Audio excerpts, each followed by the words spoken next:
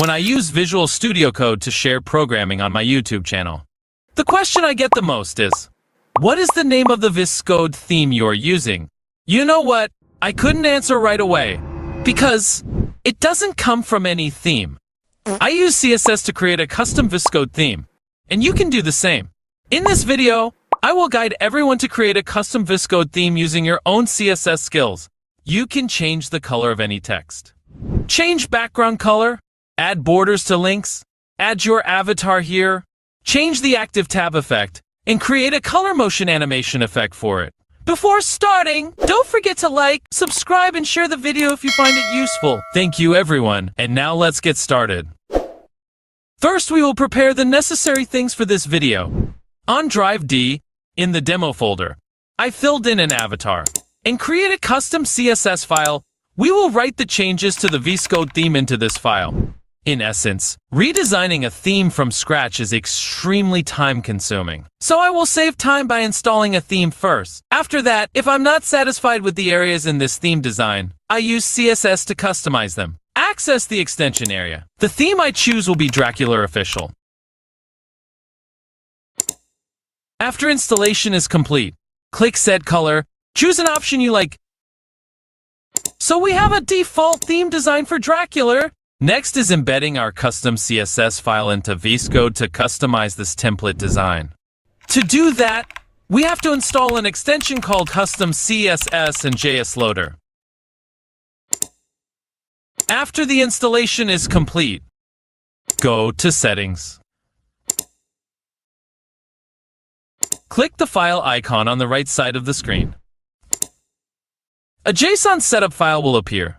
In the last line, add VSCode Custom CSS Import, with the main value being the path to the CSS file we created earlier. After finishing, move your mouse to this path, then press Ctrl-click. If it says this file does not exist, that means the path you just entered is incorrect. Let's check carefully once more. I wrote an extra S at the end of the file name. I will correct it, then press Ctrl-click again. And here is that file. So the preparation stage is really complete. Now we will proceed to customize this design again. Now click on View. Click Command. Here look for Developer Toggle Developer Tools. A programming window appears. Does it sound familiar to you? It's like the developer tool window when we design web pages. In essence, each element in VSCode is created from a class. If you edit the CSS code of a certain class, the elements with that class will also change. For example, now I want to know what class the HTML head text has. So first I click on this arrow, then move the mouse to the location of the element I want to check. It displayed relevant information. Class name is MTK10. Has width and height parameters, code color, font size, font families. When I click on it, the developer tool window will display the CSS lines of this class. When hovering over this class position, all elements in VSCode that are using this class will be highlighted. So if I change the color of this class to blue, all the related elements change color as well. So now I will try to edit it to my liking as follows. Use background image linear gradient to create a background gradient effect.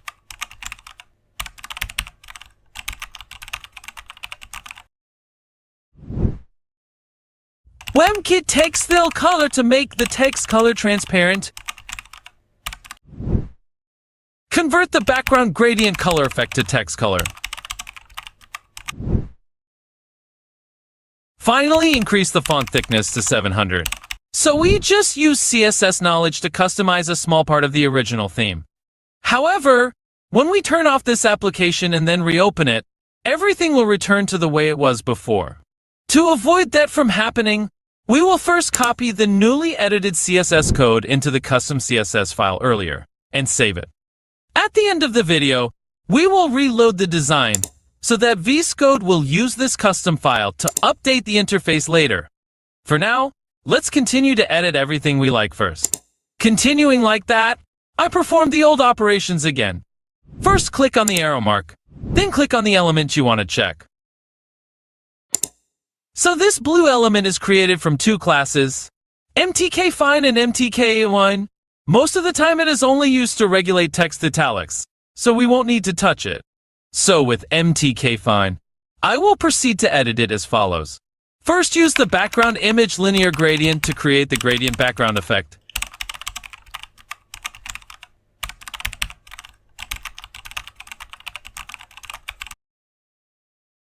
Next, make the text color transparent. Change the background color to the text color. And finally, make the text bold with font weight 700. Similar to the new class, after editing this class, we will need to copy it into the custom CSS file.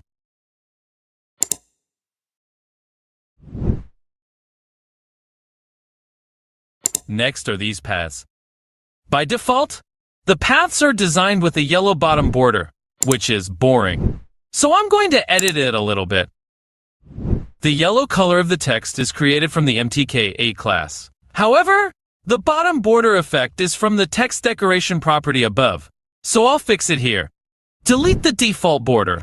Instead, I created a new bottom border that is 4 pixel dashed and also yellow. I continued to copy this code into the custom CSS file. Other content sections will be similar.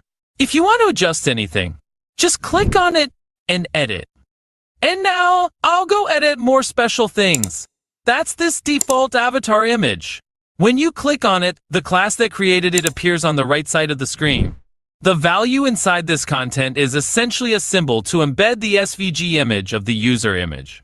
When we delete the content inside, the image completely disappears. Notice that when we want to edit something with existing properties, we only change its value, not remove it. I keep giving it a red background color. Width 40 pixels. Height 40 pixels. 50% border radius to create a circle. With the background image, its value is the path to the place where you previously saved the avatar image. Finally, set the image size to 100%. That's it. We continue to copy this code into the custom CSS file. Here we know that not only can we edit the code inside, but we can also edit any element within the scope of VSCode. Can be fixed. The last element I want to edit in this video is the active tab effect. So I continue to click on it to find the class where it was created. This seems to be it. However, notice when I hover over this class, all 3 tabs on the screen are highlighted, which proves that this class is common to all tabs. So if there are no other classes on the screen, move the mouse to the HTML area, click on the triangle effect. The child elements inside it will appear. So inside this tab, it includes 2 small tabs. One tab contains the file name content and one tab creates the top border effect. And I need to edit this border effect, so I'll click on it. At this point, its CSS section will appear. First, I increase the height by 5 pixels to make it bigger. Use a linear gradient background to create a gradient effect. Of course, I also want to create an animation effect, but the keyframe cannot be written here but must be in the custom CSS file. After completing this hard code, I copied it into the custom CSS file. Remember to save this file. Now everyone see, if I turn off VSCode and then turn it back on,